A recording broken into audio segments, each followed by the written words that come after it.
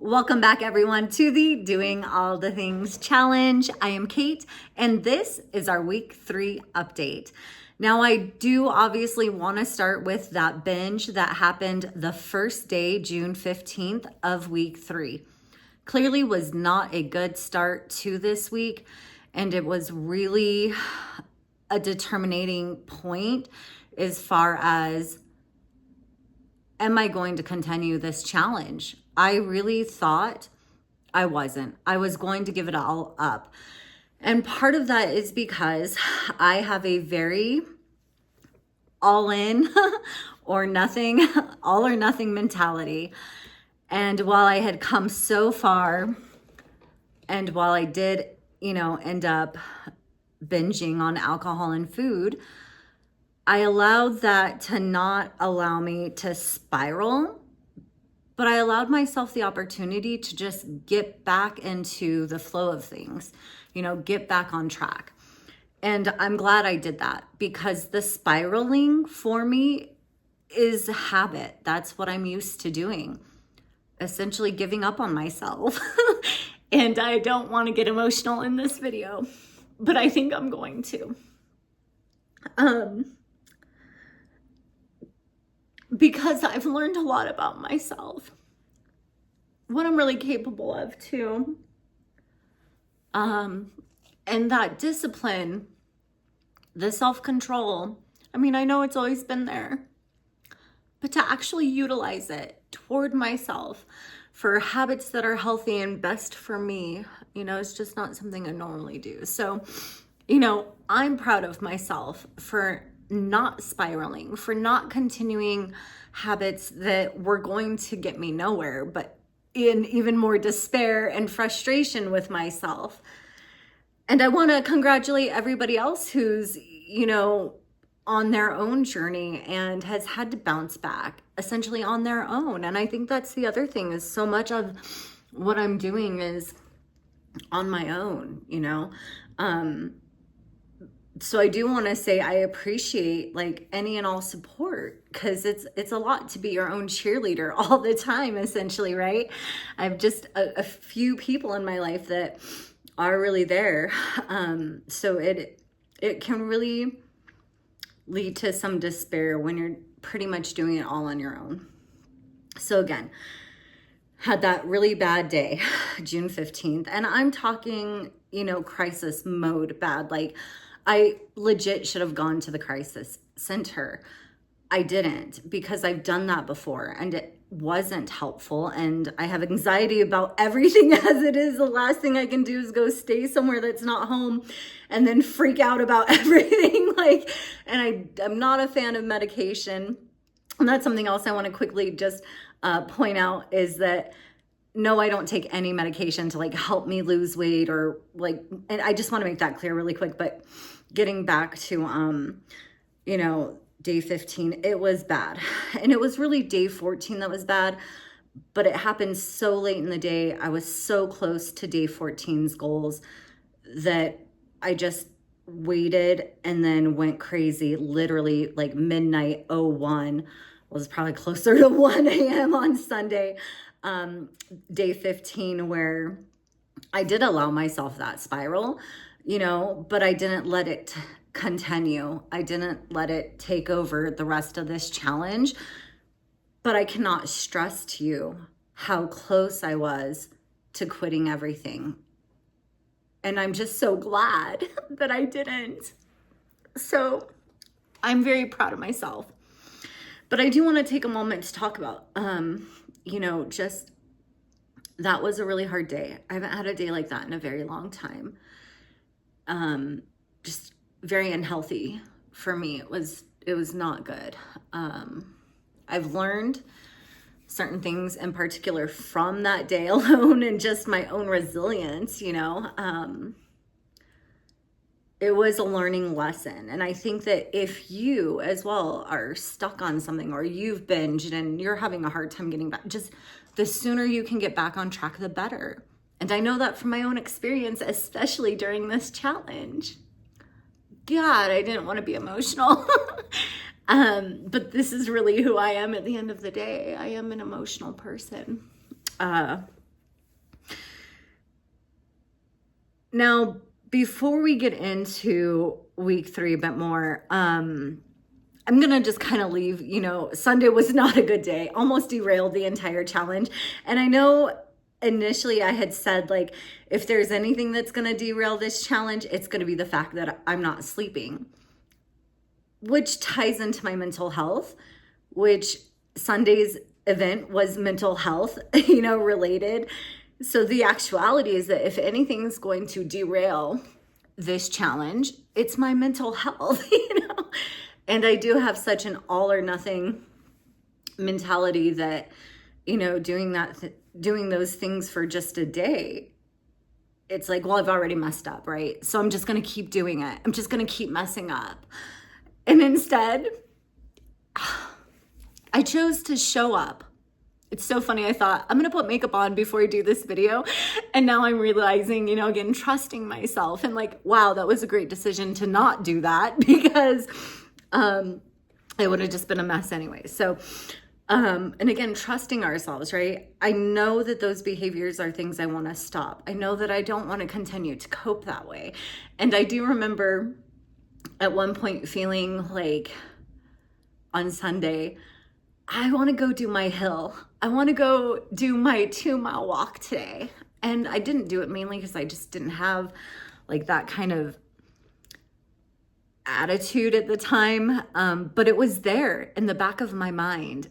And so I feel that while, yes, I momentarily returned to habits for coping, these new habits I'm creating are starting to like poke through, like, hey, instead of, being in this state right now, we could have went and done our hill. And it was almost like my body was craving it. Like, we need to be doing something other than the crap we're doing again, right? But just wanted to brief on that situation. And since I'm emotional right now, I'll just get right into the question. My boyfriend asked me on our drive home today, as we were out of town and when we were driving home, and I had mentioned, I can't believe like 3 weeks. I have 1 week left. I just can't believe it. And he said, how do you feel about that? And I started to cry because the reality is this sustainable for me? Might be sustainable for other people, right? And we're talking about the doing all the things challenge, which is like a million crazy things in actuality. Fasting once a week for 36 hours, not drinking any alcohol, having weed, cigarettes, I don't even really care about, to be honest. They just go together. A lot of it is sustainable, but the actuality is I couldn't even make it 30 days hitting every goal. And some of that was out of my control, regardless of how hard I attempted, like the sleep. And we're going to get into the progression of things and where other things faltered this week. But he asked me, how I felt, and I just broke down in tears because the reality is that I'm a little scared for this challenge to end. It's really given a lot of meaning and motivation, and it's shown me a lot about myself. Can I do this without having to do it? And I think that's the thing too, like every day I'm choosing this. I don't have to do this. I'm choosing this. And so really just knowing like I can choose to do this without having a challenge to reinforce it. So that really got me thinking about everything. But the actuality is that a part of me is scared for this challenge to end. I'm also thinking, obviously doing updates once it ends just to see where I'm at, because the reality is that I'm not going back to that old lifestyle. I just can't. I cannot continue to cope the way that I was coping. So figuring out, all these healthier things and also just what does nourish me and having that more around. But a lot there to unpack. Not going to do it all in this video. We're already 10 minutes in and we haven't even fully gotten to the week. So I'm going to dry my eyes because I've done a really good job. And again, congrats to everybody else out there who's picking their self up and just, making better decisions. And this isn't about putting a smile on your face and marching through the day. This is about, okay, I'm struggling, but I'm healing. I'm getting through this. I'm not just trying to make it work. I'm working it. I'm doing what I need to do. I'm doing what I can do to the best of my ability. And then also knowing it's not going to be perfect. And like me, you may have a binge day, just get right back on track. And I'm going to stress that so much probably towards the end of these, this last week, essentially, as a reminder to myself too. Well, and the thing about the binge is that it really gave us data, right? We saw that I gained 4 pounds that week when I know that there was no freaking way I gained 4 pounds that week for a multitude of reasons. But again, gave us data. We'll get to the reason, but gained 4 pounds, lost the 4 pounds, and we'll get into all that here in a moment too, but not going to give myself shit because I learned so much from that experience. And then again, to see just how well our bodies adapt. It's just always so truly incredible when we cooperate with them, right? So a lot of raw emotion in today's video. It's just not something I can really hide. I don't really know how to not express and show that. And it's a lot to be vulnerable like that, but it is what it is. Anymore, I just think, what do I have to lose? All I can be is me. So this is who I am. I do want to talk about the impacts internally that binge had, starting with the heart rate variability, my heart rate variability. In a previous video, I did show where that had increased, as it should be higher, the higher the better for that measurement. And it was in the 70s at one point.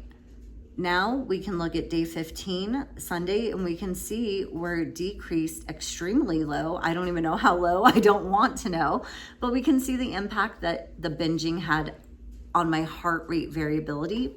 Let's get into my resting heart rate. And again, we can see where Saturday, it was where I'm starting to baseline. Day 15, Sunday, spiked way up into the 80s. I don't even want to know how high, but a resting heart rate in the 80s, that's not healthy. And then we can see, as I got back on track, the very next day, how quickly our body responds. My body responded and already starting to normalize again.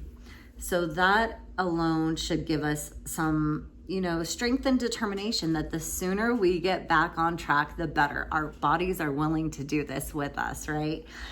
Now let's also talk about that 4-pound weight gain. So week 1, lost 9 pounds. Week 2, gained 4 of those pounds back. Week 3, you'll find out in tomorrow's video when I weigh in.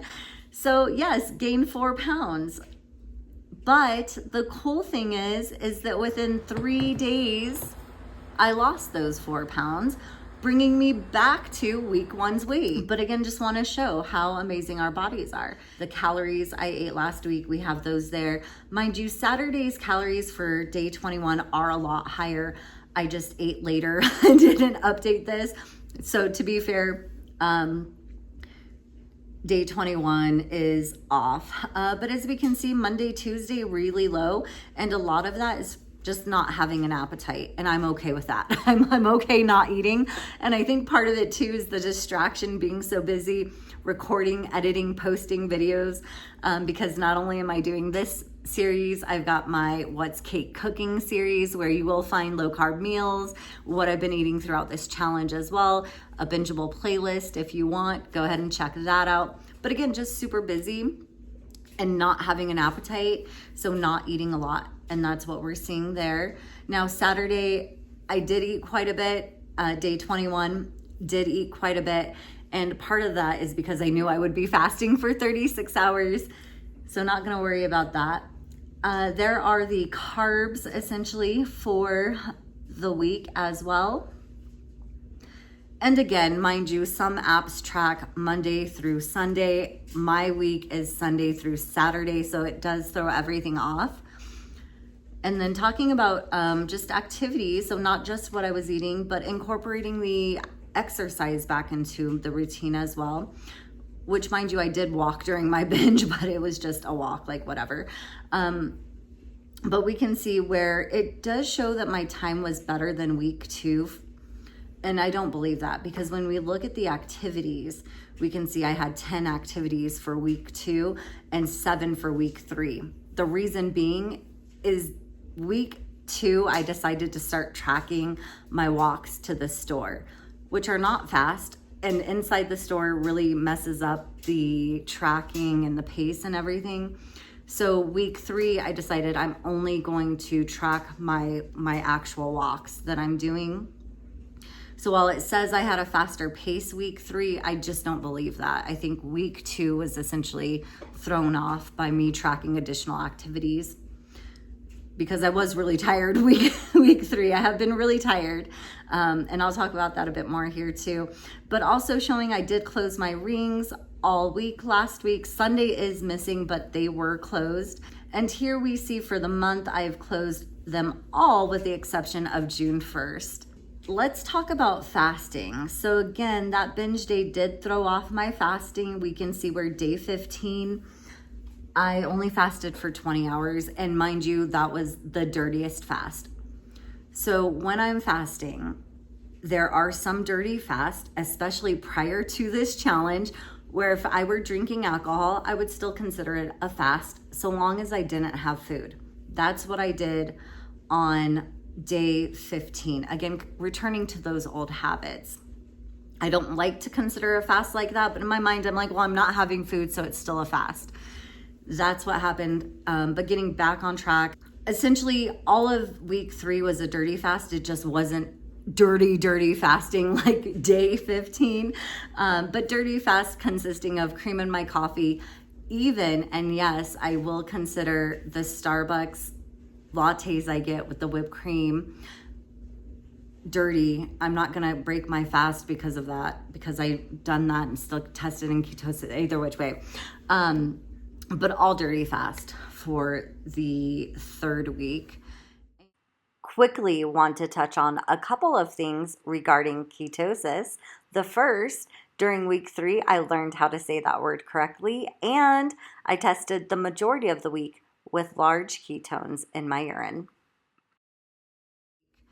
And here we can see, and I really wanted to share this with you in week 2's update, but that was a mess because of my mental state of mind. But the app I use, I really like, because it tracks not only my fasting, but if I get 7 hours of sleep, fasting for at least 13 hours, I believe, I think 30 minutes of exercise and 1 minute of mindfulness or some sort of mindful activity. So on this chart, what we're seeing is we can see when I've hit my sleep goal according to what their sleep goal is. Again, 7 hours. My sleep goal for this challenge is between 6 and 8. Not truly reflective, but still gives some good insight. And I love to see all 4 of those colors there. So great motivator. And then talking about my sleep, I did get the most sleep I've gotten in a while during week 3. We can see quite an increase, and I'm talking hitting my sleep goal 4 days in a row, week 3. So major improvement there, super cool. But while hitting my sleep goal, I did find that I was waking up more tired, just feeling not as energetic, really wanting to stay in bed. And I mentioned in one of the videos last week how a lot of that is because I was just so fueled with adrenaline and survival mode all the time that it was nothing for me to get up after 1 or 3 hours of sleep or 4 hours of sleep and just go.